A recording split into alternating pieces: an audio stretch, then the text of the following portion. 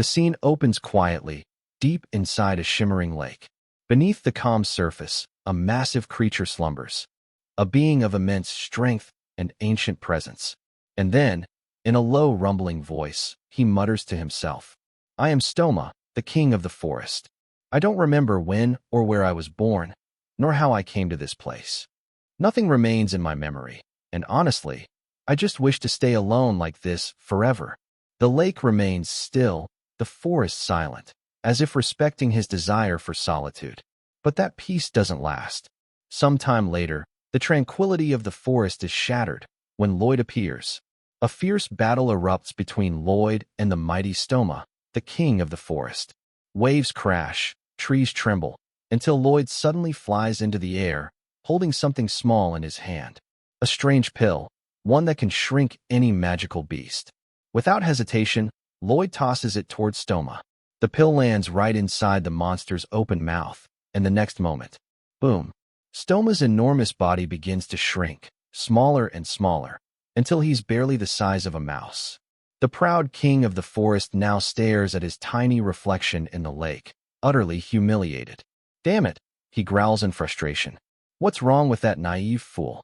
I told him I didn't want anything to do with anyone." But as Stoma sulks, something catches his eye. A beautiful female beast, Bangul, one of Lloyd's summons. The instant he sees her, his heart skips a beat. His cheeks turn red as a new emotion floods his chest. Love at first sight.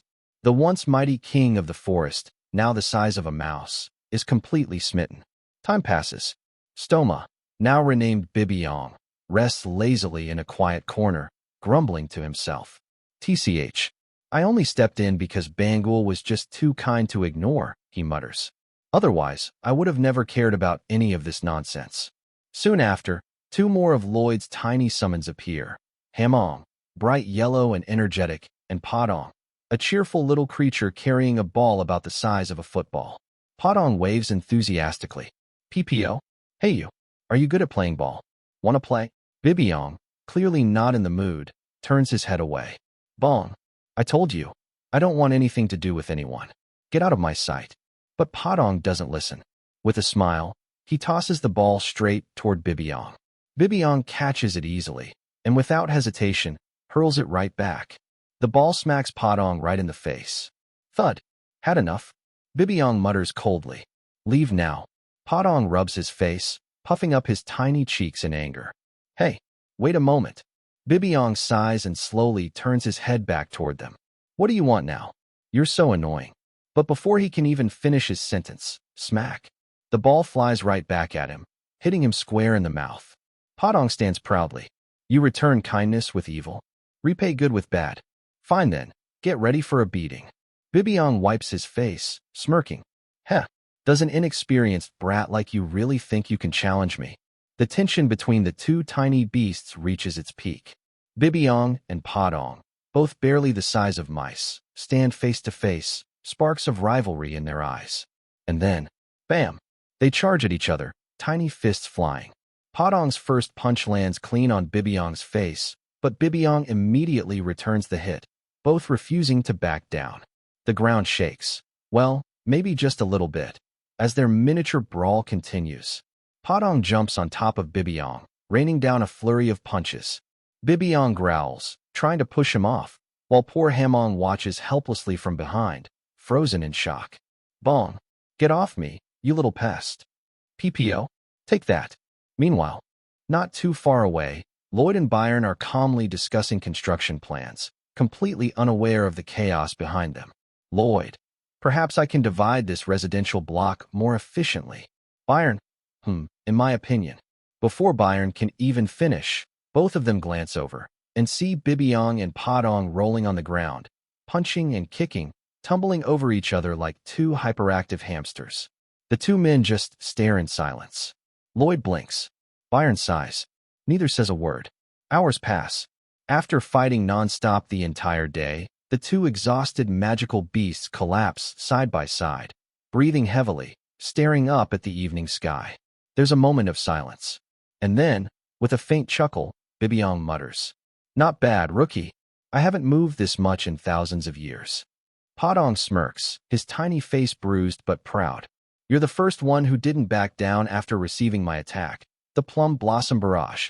We should spar again sometime. What do you say? The two look at each other, still lying flat on the ground, and slowly raise their fists. Fist bump. Bibiong sigh, ah, damn it. And in the end, we became friends. Both smile faintly, their earlier hostility replaced by quiet respect. The scene shifts. Darkness surrounds Bibiong. He opens his eyes and finds himself in a strange place. The air feels heavy, the ground cold. Where am I? Why am I alone again? He murmurs. Then, a voice echoes from behind him. He turns and sees something in the distance. A floating island suspended in midair. On it, Padong, Bangul, and Hamong, all crying, their tiny faces filled with sadness. They wave their arms, shouting toward him, their eyes filled with tears. Bibiong's eyes widen in panic. He starts running. What? Where are you going? Wait, where are you all going? The floating island drifts farther and farther away. No, don't leave me. Please come back. He runs as fast as his legs can move, shouting, crying, desperate. Don't leave me alone, please. But no matter how far he runs, they keep drifting away. Suddenly, Bibiong jolts awake, breathing heavily. It was just a dream. He looks around, and relief washes over him. Padong, Hamong, and Bangul are all there, peacefully sleeping together. Lloyd is nearby too, shivering from the cold. Bibiong chuckles softly and shakes his head. Tisich, foolish humans, he mutters, smiling faintly. He then walks closer, lies down beside his fellow beasts, and slowly closes his eyes, joining them in peaceful sleep. The once proud king of the forest, now surrounded by friends. The scene shifts once again. A calm mountain valley. Lloyd and Xavier stand together, surveying the land, when suddenly, the sky begins to tremble. A massive shadow covers the ground. Wings, large enough to block out the sun, descend from above. The earth shakes as a giant dragon lands before them, its icy aura freezing the air itself. Lloyd and Xavier are momentarily stunned. Their eyes widen at the sight of this majestic beast. The dragon's deep, booming voice echoes through the valley. Are you the one who devoured the heart of winter? The one who misused that power and froze the stream of time? Return it. Every word reverberates through the ground like thunder. Lloyd takes a cautious step back, but inside his coat, a tiny head pops out. It's Bibiong. The little mouse-sized forest king peeks from the folds of Lloyd's coat, blinking at the enormous dragon before him. Ice dragon, he whispers to himself. And then, a strange image flashes in his mind. A small baby dragon, blue. The vision vanishes just as quickly. Huh, what was that? Bibiong mutters, confused. The confrontation eventually calms down. The towering dragon's form begins to shimmer, and in a blink, it transforms into a human. It's Verkis, the powerful dragon in his human form. He says casually, I was just testing dimensional travel. I sent several things randomly to other realms.